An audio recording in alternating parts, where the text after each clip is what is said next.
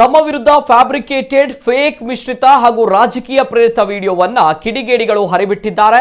ಈ ಕುರಿತು ಬೆಂಗಳೂರು ಪೊಲೀಸ್ ಕಮಿಷನರ್ಗೆ ಕೇಂದ್ರ ಮಾಜಿ ಸಚಿವ ಡಿ.ವಿ. ಸದಾನಂದಗೌಡ ದೂರು ನೀಡಿದ್ದಾರೆ ಎಂದು ಈ ಮೂಲಕ ಟ್ವೀಟ್ ಕೂಡ ಮಾಡಿದ್ದಾರೆ. ನನ್ನ ವಿರುದ್ಧ ರಾಜಕೀಯ ಪ್ರೇರಿತವಾಗಿ ಫ್ಯಾಬ್ರಿಕೇಟೆಡ್ ಫೇಕ್ ಮಿಶ್ರಿತ ವಿಡಿಯೋವೊಂದನ್ನು ಮಾಡಿದ್ದಾರೆ ಅನ್ನೋದು ನನ್ನ ಗಮನಕ್ಕೆ ಬಂದಿದೆ. ಇದನ್ನೇ ಫೇಸ್ಬುಕ್ ಸೇರಿದಂತೆ ಹಲವು ಸೋಷಿಯಲ್ ಮೀಡಿಯಾದಲ್ಲಿ ಕೂಡ ಹರಿಬಿಡಲಾಗ್ತಾ ಇದೆ. ಕೇವಲ ನನ್ನ ವರ್ಚಸ್ಸನ್ನ ನಾಶ ಮಾಡುವುದಕ್ಕಾಗಿಯೇ ಈ ವಿಡಿಯೋವನ್ನ ಹರಿಬಿಡಲಾಗಿದೆ ಎಂದು ಆರೋಪಿಸಿದ್ದಾರೆ. ವಿಡಿಯೋದಲ್ಲಿ ಇರುವ ವ್ಯಕ್ತಿ ನಾನು ಅಲ್ಲ, ಇಂಪರ್ಸೋನೇಷನ್ ಮೂಲಕ ಈ ವಿಡಿಯೋ ಸಿದ್ಧಪಡಿಸಲಾಗಿದೆ. ಈ ಹಿನ್ನೆಲೆ ನಾನು ನಿಮ್ಮಲ್ಲಿ ವಿನಂತಿಸಿಕೊಳ್ಳುವುದು ಏನೆಂದರೆ, ಈ ವಿಡಿಯೋದ ಸರ್ಕ್ಯುಲೇಷನ್ ಆಗದಂತೆ ಕ್ರಮ ಕೈಗೊಳ್ಳಿ, ಅಲ್ಲದೆ ತಪ್ಪಿತಸ್ಥರ ವಿರುದ್ಧ ಕಾನೂನು ರೀತಿಯ ಕ್ರಮ ಕೈಗೊಳ್ಳಿರಿ ಎಂದು ವಿನಂತಿಸಿಕೊಂಡಿದ್ದಾರೆ.